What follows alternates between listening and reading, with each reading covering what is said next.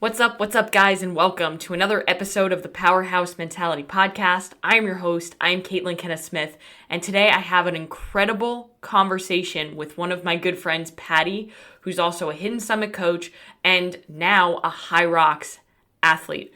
She's been a trainer in the fitness industry for over 8 years, working with people in person and now expanding her impact to helping people online. But before she was a coach, Patty was somebody who really struggled with her weight growing up. And as an athlete, she always chased trying to out-train poor nutrition until a few years ago, she dove into nutrition, learning about how impactful that can be and how much of a difference it makes on the results. And when she learned that she could also impact and help other people with that same mindset.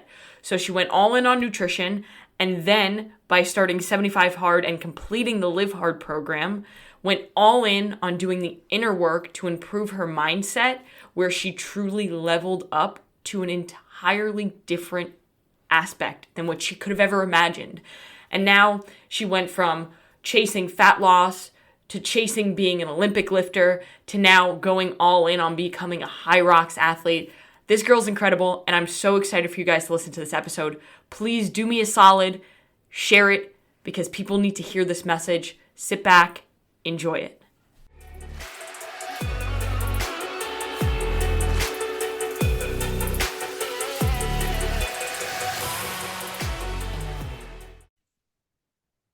All right, guys, so I have my good friend Patty here, and today we're going to talk about her journey. As with like everybody that we have on this podcast, we start from the beginning, kind of how they got to where they are now, kind of breakthroughs that they've had. But Patty, in a couple words or in a couple sentences, I guess, just tell the people who you are now. So I'm Patty. I am a personal trainer. I've been in the fitness industry for 8 years now. And I went from being like the former fat kid to now I do tough shit. So I Olympic lift, I do Hyrax racing. I'm a coach. I help others lose dozens of pounds.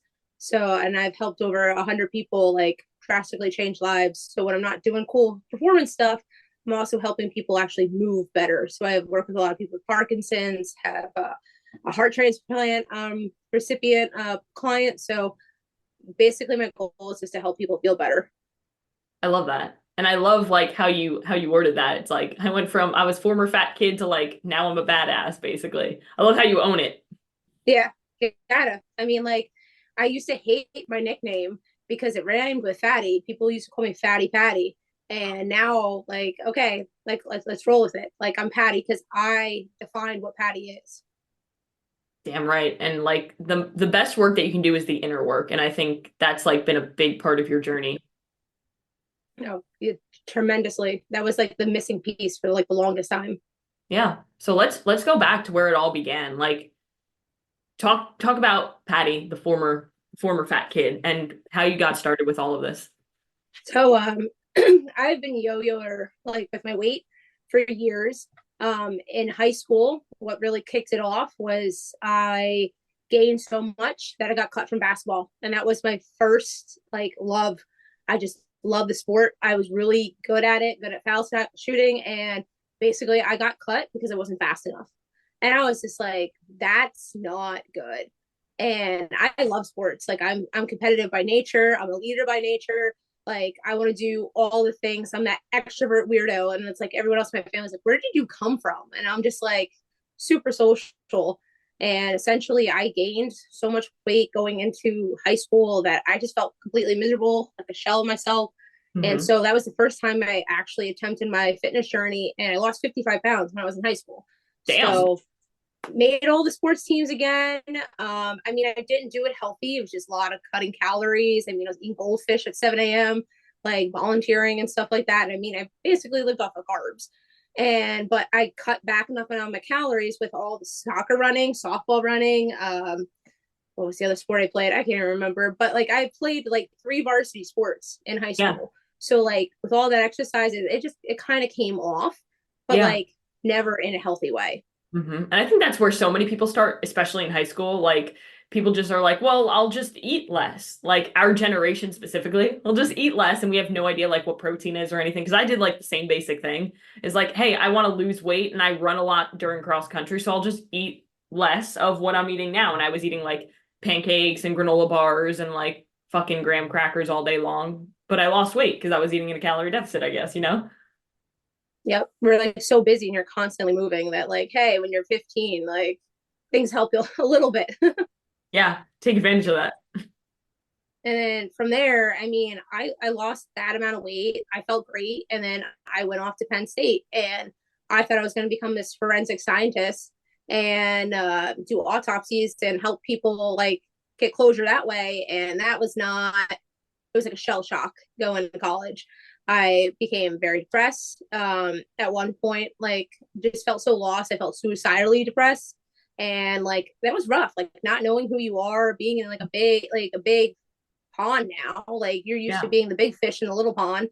And I gained a lot of my weight back between the fact that you could have endless ice cream and now there's drinking. So like there's no more caloric deficit, even though you're walking to your practices and you're walking all like where you're going. I have no clue how to fuel myself. So I gained a lot of my weight back in college. But the one thing I did was I constantly was helping my friends, like, this is how you lift, this is how you do that, like this is what you do for this injury. I loved kinesiology. And so I quickly switched my major thanks to my friends. And I was like, this is what I like doing. And I fell into something of being like bigger than yourself, where we would fundraise and raise millions of dollars for pediatric cancer. And I just saw that, hey, this is something to live for. Like these people are constantly fighting just to have these moments, and it's like you can provide emotional support and like take some of that mental stress away from them. So I'm like, cool. I'm like, this is what I can do. I can help people. Like this would make me happy. And so like that was like another like pivotal point. Okay, I'm going to switch into athletic training. I'm going to switch into kinesiology, and that's where I got a lot of like my skill sets. And it's kind of just, that was like my niche. I could watch someone move and just identify why they were moving incorrectly, and just spent, time with my craft doing that. But then I had to move back to New Jersey and fell back into kind of depression again. And again, just eating, not knowing what to do with myself. Eventually, I found the gym that I work for now, who believe in helping the person more than just like, here's some training, let's actually get to the root of the problem, get referred here by a doctor, because you want to actually fix like the whole system, not Right. just the one little thing. Mm-hmm. But I struggled with my confidence because I'm just like, you just see the outer shell, you don't see the inner person. And like Mm-hmm. deep down, that's all what everyone wants, is they want their inner self to be the outside. And, Yeah. if you're not doing those habits to actually bring that person forward, like you don't see that. So you get stuck mentally, like, okay, I got to get out of my own head and out of my own way. But how do I do that? So for a while there, I almost quit personal training because I was just like, I can't go up to people. They just see this outer part of me that like isn't a true representation of myself. I'm just tired. Like I can't do this. And so like I just make all these excuses until 2018. I saw Laura Novotny with chocolate mint cookie. And I was just like, okay. I was like, there's no way it's that good. And so like that kind of what brought me into the first form world, but I still didn't believe in myself. I just knew, I'm like, okay, I can help all these people around me if I can just get fitter. If I get fitter, I can apply to do this. If I get fitter, I can do that. And I worked out 6 days a week, 2-3 hours at a time. It's just the nutrition thing was like, I did not want to get that through my head. I just thought I could outwork the bad diet. Yeah, everybody does for at least a period of time, right? But it doesn't work. I promise you that. Yeah, never did. And it's just kind of like that metabolism when you're like a kid. You're like, okay, cool, I'm moving enough. It just wasn't like clicking at Mm-hmm. all. And I was just like, okay, I'm like, I need to do something. And so I started working out more. I'm like, okay, maybe I'll start portioning my food. And I saw a little bit of results with that. Mm-hmm. And this is before like the world shut down. I was like, you know what? Maybe someone else needs to see someone else that's bigger doing it Mm-hmm. to feel like they can do it too. And that's when I applied for like the First Form Legionnaire program. And I was just like, hey, if I can beat this feeling that I should no longer be here, and I know I could bring so much value, I'm like, I'm eventually going to get to that, like, to that dream body, and it's going to Mhm. be worth it. But like, I might have just helped someone else. And I'm like, if I saw someone else like that, I feel like it would have clicked sooner. Like, Yeah. okay, like that person's not just genetics or this and that. You don't see it takes most people 5-10 years to get Mhm. to that body. You just see the body and you're like, okay, I'm doing something wrong. It's like, it's not worth it. It's like that threshold point, that 30, 60, 90 day that you like want to quit. It's like day 31 to 61, 91 is like when you see it. Like that's when you Yeah. start feeling it, seeing it. And that was kind of like, that was the pivotal point. And when the world shut down, they said no more gyms in New Jersey. Can't go in them. Yep. Not gonna happen. And we were the state that stayed closed the longest. Yeah, So you now all guys the excuses, I are. don't, yep, all the excuses of I can't, I don't have the time, I don't have the resources. No one had any resources and everyone just had time. So I'm like, I gotta. And basically, I had a very stern coach at the time. It's like, there's not an option. You're gonna learn how to track your macros. And I was like, oh, well, I guess when you have time to actually sit down and learn about nutrition, you're like, oh, okay, so this thing I kept trying to run away from is literally the science. So how I learned the science of how to move the body, there's a science of how to fuel the body. Yeah. And that was like kind of that pivotal point. And that's when I found Hidden Summit and Kevin is I always kind of looked up to him. I always wish I had an older brother. And I saw like him talking about the mindset thing. And I'm like, I think that's the only thing I'm missing.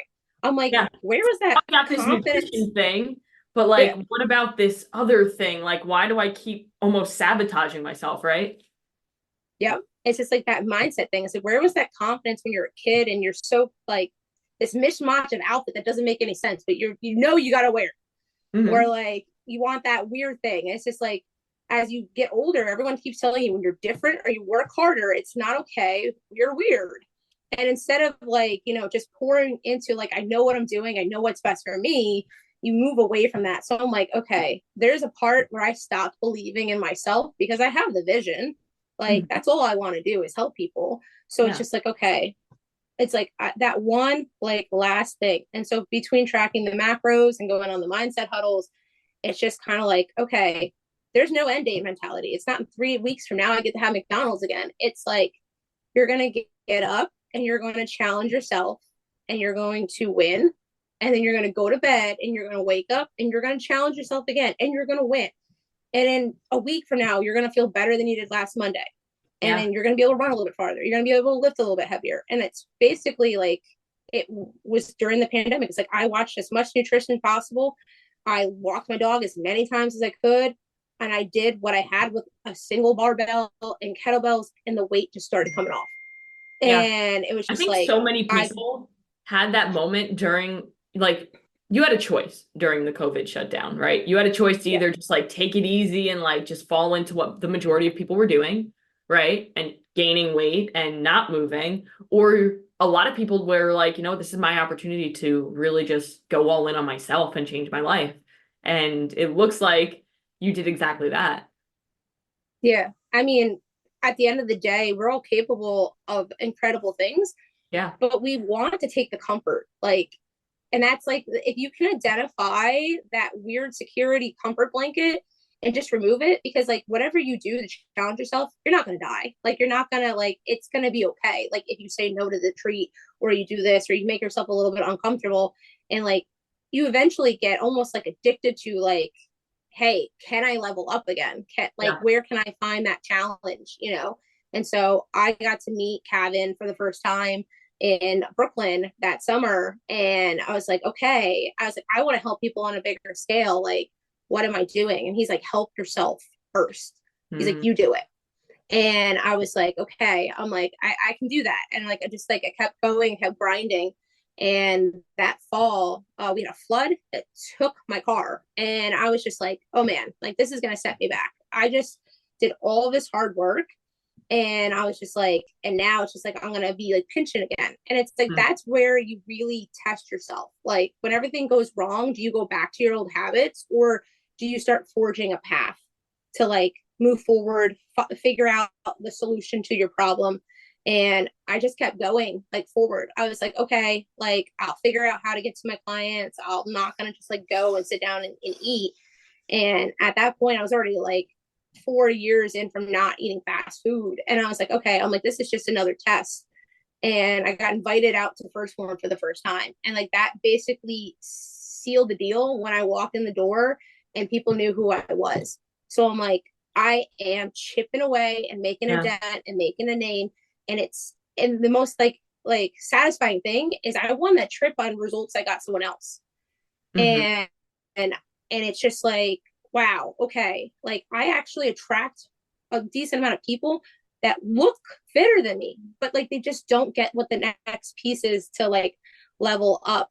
And I think that's just like the important thing. And then, I just kept grinding. And then last year I took on 75 hard. And I think that was that was just the thing. I was like, okay, I'm going to do it because I saw someone else similar to me take it on and they were able to do it. So it's Mm-hmm. like, okay, if they have the tools and resources, I have the tools and resources. Like there's someone else that looks up to me that needs to see that it can be done. And so once I finished 75 hard, I was like, okay, I just got to finish the whole Live Hard program. Like Yeah. Yeah. that You is can't what it do is. 75 It's no hard. You got to longer go all can in. no. And I think like that's like the biggest thing is I learned to let go of this comfort image I had of myself. I had to be like, I don't care if no one likes me as long as I like me. Because for the longest time, that was the problem. I looked in the mirror and I hated myself. Yeah. And I knew it's because I kept leaving potential on the table. I kept leaving what I was capable. And if I like look back, it's just like, okay, I was never the star of the basketball team, but I was a huge part of the heart. I would stand on the line when the girl had a punishment. We would do it together until the Yeah. entire team was doing the punishment. When someone was struggling with something, I was out there coaching them. I'm like, you're faster. So like, let's get you better. And like, that's like the thing is like, I always had that kind of drive. Well, why can't I just turn that on myself? Mm-hmm. It was You would almost do like anything. you're like really good at helping other people, right? But you couldn't help yourself because you didn't have the same belief that you have in everybody else in yourself, correct? Oh yeah, definitely. And I feel Yeah. like that's where we struggle is you would Mm-hmm. do anything for your significant other, your child, Mm-hmm. like someone you love. And it's just like, why don't we believe that we love ourselves enough that we need to fight and do the same thing? We Yeah. need to be the person that would take care of us ourselves. Mm-hmm. Yeah, you need to be selfish in order to be selfless. You can't give nothing to the people around you if you're not anything of yourself, you know? Exactly. Yeah, so then you found Hidden Summit, and you had like Kevin told you, okay, you have to get your own results. And then you did 75 Hard, the Live Hard program. Now, when you started 75 Hard and when you finished the Live Hard program, like what was the difference, not just on the scale, but also like between the years? Well, I'd say like the biggest progress was 75 hard Hmm. was I was like, it doesn't matter. Like the world can be on fire around me, but if I know I can go forward, like I would. Like Yeah. the beginning of it, it'd be like, okay, I can sneak a cookie. No one's gonna know. No one's gonna like care or like whatever. And then by the end of like 75 hard, it's just like I was part of a huge like drinking culture stuff from Penn State. It's just like I'm like I look at him like whatever. Like it doesn't even flinch. It's just kind of like okay, does this actually serve me? And I think that's like the hugest thing, which is kind of like no excuse exists basically. It's just like, do I want to get there now or do I want to get there later? So Mm. like, I think that was the biggest thing. And then doing phase three through trauma. Like I had no option. I didn't want to fail the program. Yeah. But I think the biggest takeaway was with everything was going on, having that to lean into just showed me no matter what happens, if everything falls apart around me, I have me. I'm solid. Like I can get through anything. And I think that's what it really taught me. And, some people really lean into the program and overdo it, I think sometimes. But I feel Yeah. like if you do it truthfully to yourself, where you're trying to be here, because phase two I did quietly, wasn't on social media. Yeah. I was like, I got what I needed. If I repeat this program, I'm stagnant. I need to find what the next thing is because now this should be in my DNA. Like Yeah. we should be Yeah. able to just set a strong power list and move myself forward each day, audit it, make it harder, you know. And I agree with that so much because I feel like there are so many people who can only operate when they're doing 75 hard. Like they can't Mhm. not do 75 hard. Like they have to be on it or they're on the complete other side of the direction. Like they can't maintain good habits when they're not on the program. And that's when it becomes like, okay, this is a crutch for you, not something that's actually serving you any longer. Yeah. It's that failure to launch. Like I Hmm. think from having so much failure at the beginning of my fitness journey and never giving up, but never like truly like throwing in the towel, because I could have left the fitness industry and I never did, Yeah. is like the failure to like launch kind of thing. It's just like you can't be scared to fail. Like if you do it where you're just gonna be like, I'm gonna get it, great, that's good mentality. But like the ones that cling on to it, it's because like, what if I fail? Now what if, like, where is my worth? And it's like your worth isn't because of the program. The program is supposed to help you identify areas that you can make stronger so that way you believe in yourself more. You know that you can execute whether it's on fire or it's chill. So, like, if you never allow yourself to potentially fail or fall, Hmm. like, you're not really learning either. Like, I believe I learn as much in my wins as I do in my failures. Yep. Like I used to be cocky and like I became very humble. I don't ever want to be the smartest person in a room because what is left to be learned? If I'm lower at the end, I have all this room for growth and knowledge. And when it comes time, it's okay. You need to move on to like the next room so you can keep like learning. That doesn't mean you don't go back in that room and educate other people. If you want to be a true servant and help people, that's what Hmm. you do. But you have to realize like if you're just chasing perfection and not like expansion, you're going to fail. Yeah, 100%. And I think that so many people never start a journey, like you said, because they are afraid of failing. When in all reality, if you can just start and say, okay, I am going to fail at some point, but as long as I don't quit, then I'll be fine. It's kind of like gets a weight off your shoulder, you know? Oh yeah, I think it helps. The other thing is though, failure should also be learned like a lesson, not Yeah. like, if you get comfortable with failure, again, that can, Yep. set you back. But like, that's basically when something doesn't work out, I tell like my coworkers or whoever I'm helping, like, what did you learn? Like, what was the learning point of this? This is what happened. Okay, cool. Like, what takeaway though? Like, can we either progress and change the habit moving forward, or now, cool, we learned one way that this is not going to work. So, like, we're not going to like keep coming back to this option every single time. Yeah. It's kind of like an area of opportunity, not an area of like failure, you know? Because again, like you said, some people get comfortable in the failure. It's like, well, guess what's never seen inside of your comfort zone, and that's growth. So if something's comfortable, then you need to break it. Yep. Great. So now you're a coach with Hidden Summit. And tell me, how did that transpire? Because originally Cabin was like, okay, fix yourself first. Now, how did you start now at Hidden Summit? So that's actually funny. Is I was starting to feel like I was outgrowing my like in person job. Yeah. And I'm like, I don't know how to reach more people. Like, I feel good. I feel like I can take on more people. And I saw he had, to win a scholarship. And I'm like, cool. I was like, I'm going to apply for this because I just need that icing on the cake. Again, that back to the mentality with the body. I'm just like, he'll help me get off the last bit that's there. Mm. And we had that conversation. He's like, you're doing it. Like, why do you want my help? And I told him it's like, I want to, grow as a coach and stuff like that. And that's when he spun it around. He's like, well, I don't think you want to like necessarily like have my help. I think you want to work for me. Like, he's like, I would love to have you on the team. He's like, Yeah. you are like the living proof that like, if you do the hard work and you don't give up and you continue to try to find areas to grow in, like you will do that. So he offered me that opportunity to come on as a coach. And it's very, very ironic because I gave him a card at that in-person event, the first ever Hidden Summit event in Brooklyn. I gave him a card saying that we met for a reason. I wasn't sure why, Yeah. but like I knew that it was just going to be like a big part of like my life. And so like that was just like such a cool like full circle moment to be like, hey, like now I can take everything I've learned and help others like discover that next level to become more empowered by themselves.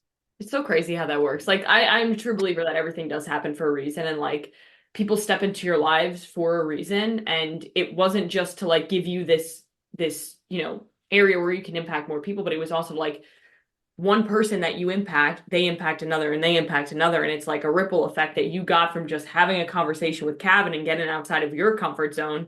And now it's turned into something much bigger. Oh yeah. And like that's where like I keep looking down the line, and like I try to explain every time I have a conversation with people now. I'm like, okay, I need to get more comfortable with public speaking because I think this is the next move, is because I feel very, very comfortable like mentoring, and I'm really good at being like authentic and not being afraid to show, the ups and the downs. I want to mentor more people because that's how you reach it. And I'm like, listen, if I can take on 30 people in person, that's 30 people. Yeah. But like if I can train 30 trainers or like coaches, like now it keeps extending, and it's just like there's so much knowledge, and I love when you get into like that teachable like moment and stuff like that.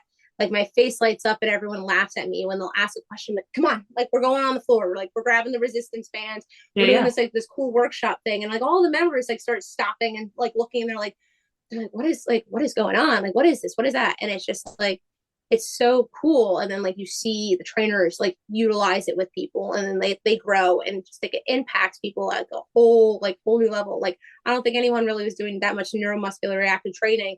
And then I'm like, I did it with one Parkinson's person, and I was just like, this would work for everyone. Like this would literally make everyone move so much better. So like when a new trainer comes in, I'm like, we're going to learn this. Like this is something you're going to learn because it's going to help them so much more with their stability.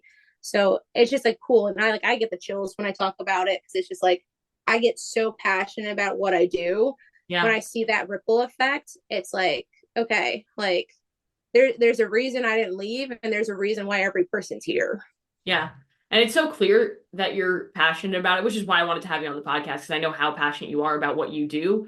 And you're impacting people, in your career with coaching online, with coaching in person, with helping trainers, but you're also impacting people simply by leading by example. So, what are you working on now? Right? Like, where's the path taking you since finishing Live Hard on your personal journey? So on the personal journey right now, I'm training for Hyrax again. Mm-hmm. I'm doing it with a partner actually this time around. I was foolish and signed up alone, which is way harder, but like you said, it's a chance to help someone else actually be able to accomplish that. So I've been working on that. Basically my next shift is like, I want to get into more of the athletics and stuff like that. I have dreams of competing again in Olympic lifting. Like I took the little shortcut with the Hyrax racing because it's fun and something different. But I'm always kind of chasing that challenge. Like, what's the next way I can push my body and like inspire like those like around me? So like whatever new thing pops up, I'm sure I'll probably dive into. Maybe I'll get into the CrossFit world eventually. Might as well, right? Dabble in it a bit. Might as well. I survived the class. I took one over the summer and I didn't die. So there you go. You win.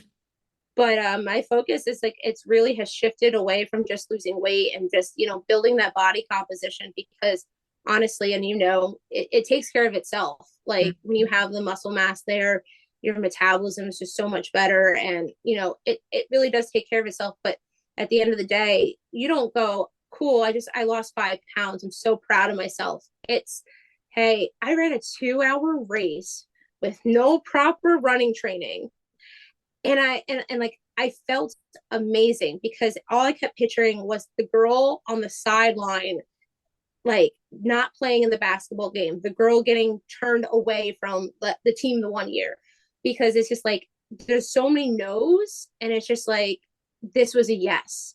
Like wrapping the towel around you, getting a medal, like those are the things. And then like later in life, it'll be, like picking up, kids, like, taking care of yourself, not having to worry about having someone shovel your like driveway. Like, it's like, are you training for something? Yes, life. Like I'm training for life. I'm doing all the things that people said I could never do. And I'm finding new ways to keep impressing myself and making sure that I'm living the most out of life. I don't ever want to sit there and be like, I didn't get to see the world because it couldn't. Yeah. Yeah. And that's powerful because now it's almost like you're doing it for you now. For once. Yeah. Yeah. Doing it to actually feel good, not just, look good. That's a nice byproduct. But at the end of the day, it's how you make yourself feel, it's how you make others feel. So like just chasing a number just doesn't make sense. Like lifting something heavy, accomplishing something hard, being there with your friends, like for that finish line. Like that's what it's about. Yeah. There's something about just overcoming tough shit and being able to say, like, I did that. And like to give your best effort, nothing feels better than effort. Exactly. Amazing. Well, if there was one thing that you would say to somebody who wants to start, dabbling in something different, like do Hyrax or run a race that they wanted to run or like do CrossFit, what would you tell that person if they're saying that they're almost intimidated or afraid to start? If they're intimidated to start, honestly, the best like advice is just pull the band-aid off, like Yep. honestly. But the next best thing is go find a friend that does it. Go find someone that you trust, that you can have a conversation with, because you will show up for that person until you believe that you can show up for yourself. And I think that's just such a great way to kind of like project yourself into that world, because you get your foot wet knowing that you kind of have like someone there for you. So like if you've never done a Hyrox race, you've never done CrossFit, just go do it. Go find one that looks interesting, that looks exciting. Like I went into a gym, I've never knew anyone. I am 355 classes in, Caitlin. Everyone knows my name. Yep. And it is just like you could avoid it for so long, but like truly fitness communities will embrace you. So like if you're scared, just go do it, or find someone that you know, or find a friendly face, because that's just how it works. Like you will find one person in class that wants to be everyone's BFF, and that person will make sure you get there in the beginning on your hard days. And then that like pride, once you start hitting your stride, will carry you until you build that discipline. And it's just that little bit each time. You're not going to go from walking to an Ironman, but if you walked every single day, you eventually will get to an Ironman. Yep. It all starts somewhere. You have to do the first class in order for you to get to 355. Exactly. Amazing. You just got to be persistent. That's it. Yeah, persevere through it. But man, your story is great, and I'm so blessed that you were able to come on and share that, but also like share just the words, especially like what you just said. Just like I know it's going to impact so many people out there who are maybe on the edge of wanting to try something new, but aren't necessarily Yeah.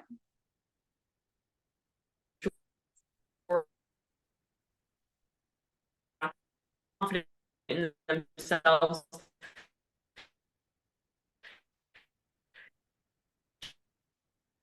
Just do the work and the confidence. Can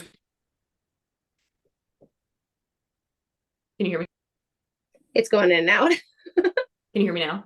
Yes, again. Okay, cool. Now you can hear me though. Cool. I'll Yes. just cut this part out. That's the beauty of it. Anyway, thank you, Patty, again for coming. And